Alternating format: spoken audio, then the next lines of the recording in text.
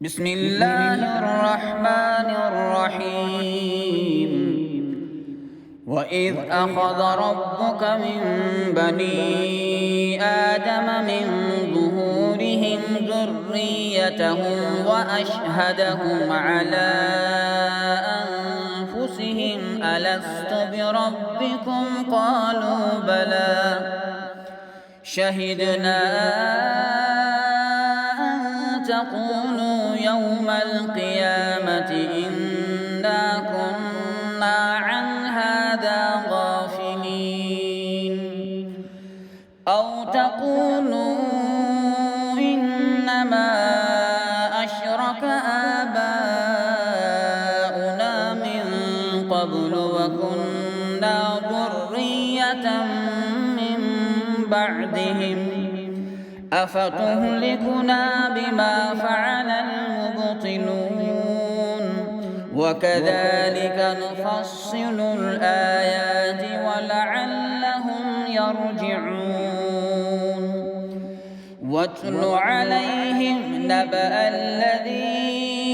آتيناه آياتنا فانسلخ منها فأتبعه الشيطان فكان من الغاوين ولو شئنا لرفعناه بها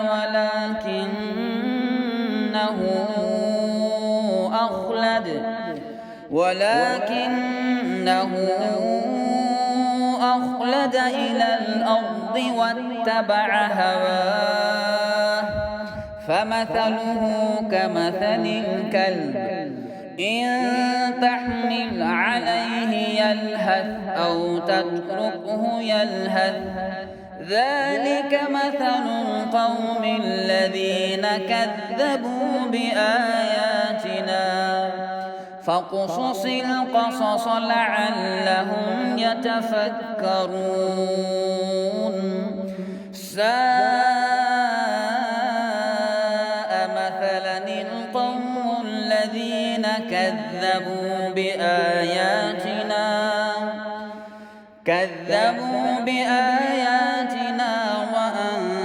وأنفسهم كانوا يظلمون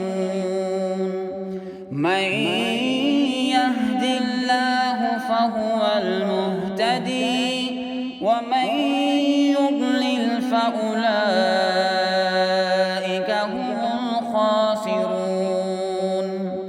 ولقد ذرأنا لجهنم كثيرا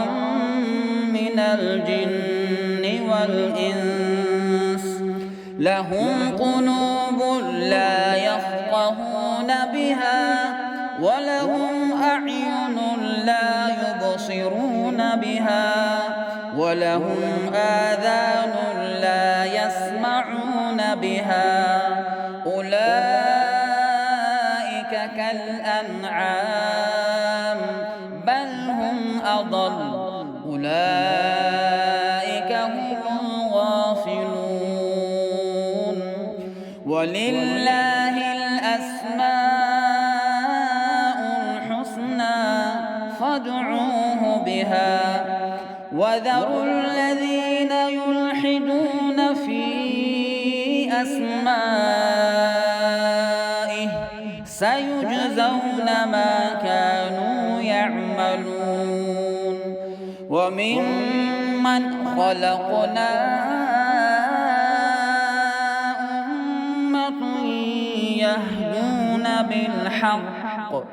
أمة